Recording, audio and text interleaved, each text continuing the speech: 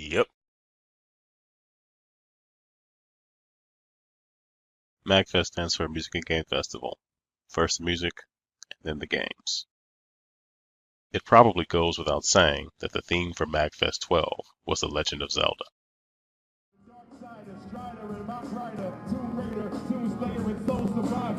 I wear a halo, but more like a dark angel. I'm the king of the fighters, and my fury is fatal. Got a war like the mighty Thor, you're a dinosaur. Trying to find a link to the past. Crack down on whack clowns and make them back down. No more heroes, cause they don't want to rap now. Keep my Metal Gear solid. Modern warfare cast dark clouds every several years. You can never question my dedication to peace resonating while I'm awaiting your resignation. Since I was a cadet, every last cassette I record had a header and a mass effect. While these record execs stay recycling schemes and selling dreams, the scores of little micro machines. Without a major deal, I display that skill. My rhyme remains sharp like blazing steel.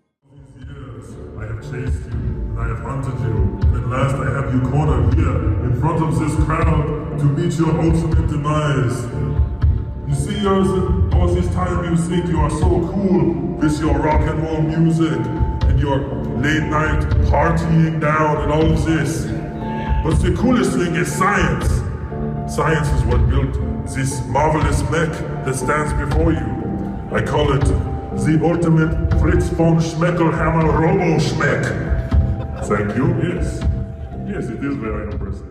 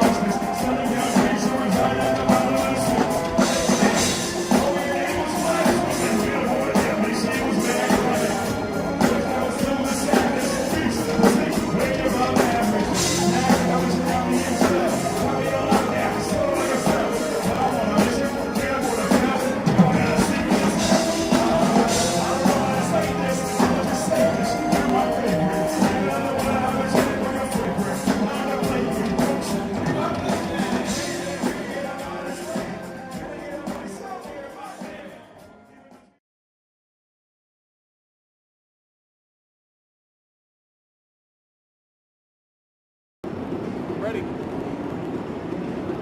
On your way? Yep, so this is Hermit Crab in Space. It's a modular shipbuilding game. So right now I start with just 2 thrusters with the left and right bumpers. So I can kind of fly around like an idiot a little bit. But I want to collect more tiles and make my ship bigger. So I'm going to grab this gun, put it right there, and I'm going to map it to square. So as you're playing this game, you're actually defining your ship and your control scheme at the same time. But I want to get way bigger, so I'm going to shoot this guy up. Yeah, so it's kind of like Minecraft meets Star Fox. And Captain Forever. So, grab more thrusters here.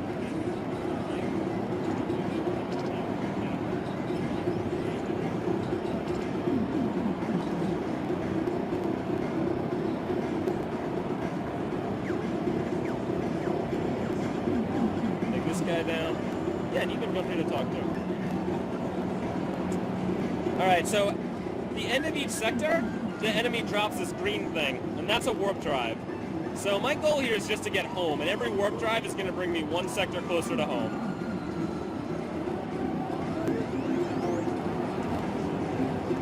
So as you can see, my ship's already getting a lot bigger. So these guys are power tiles. Whatever I put it next to is going to get stronger. So I got it here. That thruster is going to go faster, the gun does more damage. But I have to deal with this guy before he totally messes me up.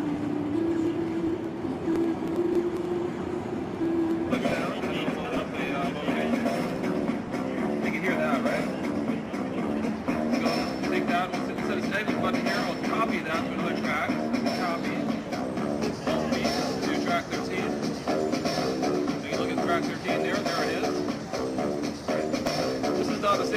going on over here? You know, this video is actually on the internet. Alright, so what we're here is going to add a little accent up here.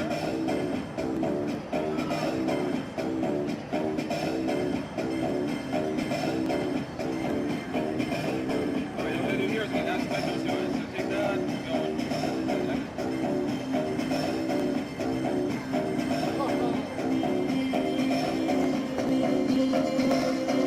I think this down here will modify it a little bit.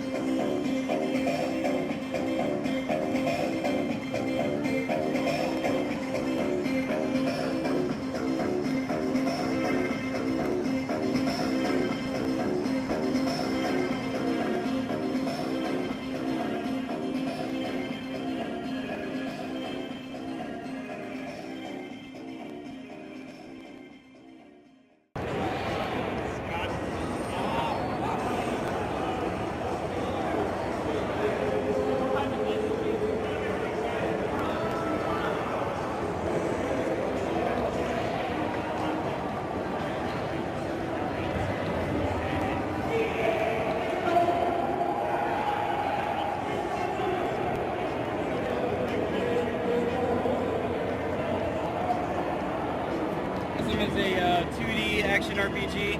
It's a Metroidvania-inspired game. It's very similar to Castlevania Symphony of the Night, Super Metroid, Zelda, those types of games. One major difference, though, is that the dungeons are procedurally generated. So every time you start a new game, you're going to get a different experience. So it's sort of roguelike-ish in that way? It is and isn't. It's kind of more like a normal game, but it's going to be different when you play it. We're going to have extra modes, though, like hardcore mode with permadeath and scoring and things like that to keep it competitive and interesting after the single-player game. So, What's the story behind it? So you're a soldier who's on the front lines of this war for years, and you get this mysterious letter saying that your family and everything is in danger and to come home immediately. And you're on your way back, you go through this mining town in the mountains and become trapped there. No matter which way you try to leave, you just end up right back there. Silent Hill. Yeah, very much. One of my favorite games, Silent Hill 2. Yeah, oh yeah. So For sure. that was an influence? Oh, for sure. Oh, Yeah. interesting. I was just joking around. No, definitely. That and probably Symphony of the Night are two of my favorite games ever. You ever play Alden's Story, Abyssal City? Yeah, yep, very cool.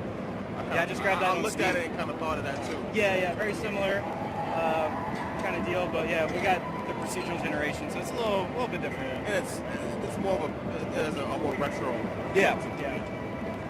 Yep. Yeah, it's all kind of 16-bit pixel art inspired, very low resolution.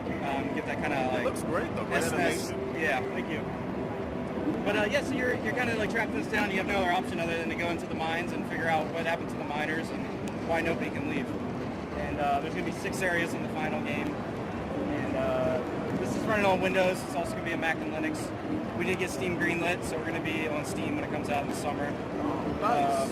And we're on Humble, so we're taking pre-orders right now with the Steam key and DRM free from chasmgame.com. So, yep.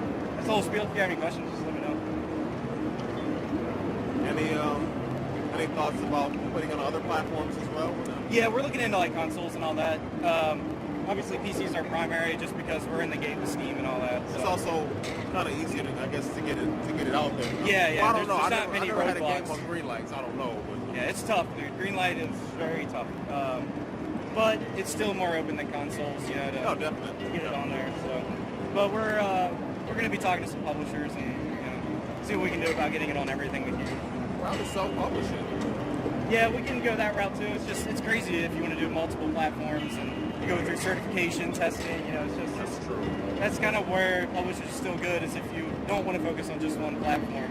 It's nice to hear somebody say, on the other side of the coin, where normally it's like, oh, well, self-publishing is the only way to do it. It's like, there's trade-offs. Well, I talked to publishers before we got this funded through Kickstarter, and in that situation, you definitely don't want to be talking to publishers because they're going to be like, just give us 80%, to recoup costs. But since we're able to raise the money on our own, if we went to a publisher now, we get a somewhat decent deal for them doing all the legwork, for the different platforms. So, or at least that's our hope. We'll see how things work out. It looks great. Thank you. So one thing I did not ask you was, you said the original was a turn-based RPG. Yeah. What made you all decide to go more top-down, display action? There's a lot of guns. Yeah, we kind of kind of came up with all the ideas for the games at the same time, and like we made the first one in 2000, and like developed it like mostly 2007, right? So we probably came up with the ideas for all these in like 2006, and it was just kind of like riffing on weird little ideas and stuff. We came up with, all right, yeah, and the second one is an action game and blah blah blah blah blah. But it just kind of like came up organically, and if we make a third one, it's going to be probably way different too. So I don't know. It just Real-time strategy. You're sort of on the right path. But yeah, trying to just do different stuff. The first one, the first one's turn-based and it's fun. I like it, but just trying to explore other things. I mean, Where the whole idea of taking Shut Up and Jam and making it into it? Where did that whole thing come from? like me and my buddies used to make like stupid little arcade maker games just like for fun, and it's kind of cool because back then like there was no shame in like just using some stolen graphics. It was all amateur, you know what I mean? You like rip some graphics out of a Super Nintendo game, slap some things together, just put some ideas out there, whatever. So kind of in that spirit, we're like just kind of joking around about stuff, and then we like the title Barkley Shut Up and Jam, so we're like, hey, I never played it. Is it good? It's not great. It's like a old, it's not like sub NBA Jam. I remember seeing it like, I don't know. Yeah, it's. But you took that and you made something from it. That's the important part. Yeah. So it was cool because it was just like a joke thing between us as friends, and then once we started putting time into it, people liked it, and we're like, hey, we can actually make this kind of good maybe. So we tried anyway, and it caught on. We ran the Kickstarter, so it's kind of weird that like our joke game is now a business basically, but hey.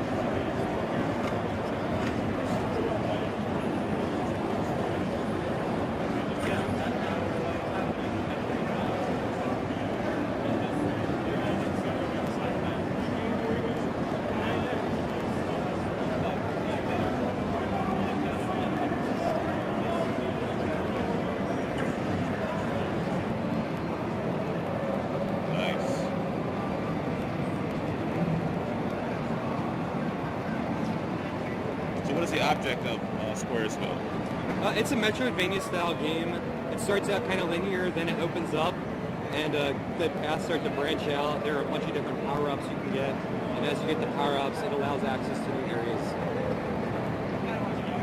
Yeah, this is just the map screen with another guy's playing it now. Then it starts to get more crazy because if the room is rotated like that, you have to actually rotate it so you can go through. Like so.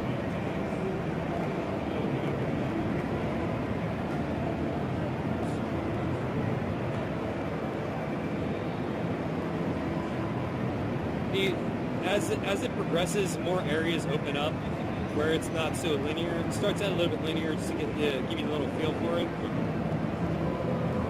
And as you progress, you have to decide, for example, this way, you could go in here like this, but then you're trapped in a pit. So what you got to do is go back and rotate this. Now you can go through, jump up here, and now you can actually go down below. And there's some bounce pads down here. Nice. It's a stealth trivia game for the Oculus Rift. Okay. Basically, you are a diver exchange student in a classroom full of dolphins, and you're taking a quiz that you're not prepared for. That makes sense. So you're cheating. So the paper said you want to look at other people's papers to get the answers while avoiding the gaze of the teacher and the other students. Yes. Now, how many chances do you get to mess up? If he looks at the front of the board, you can see those 3 boxes. He gets 3 warnings. Oh, okay. Right. And then until he strikes out, I think he just got caught again. Yeah, there you go. So he just got caught. Right. Wow. Who came up with this concept? This is very interesting. We did it. I worked with a group of people, and we did it for a game jam. So we did it in about 3 weeks, and Wow. we really wanted the Oculus. The biggest problem with the Oculus is that as soon as your avatar starts moving around the world, you start to feel motion sick. So we were like, we have to make a game where you're sitting down and just looking, because your body actually feels a disconnect between your head and your body not actually walking around. So this actually helps a lot. We were like, okay, what kind of game can you make where you're looking around? And we thought, oh, cheating would work. Makes sense. And we've all been there at some point in our lives. At least I've heard. I hope you enjoyed what you saw. Thanks for watching.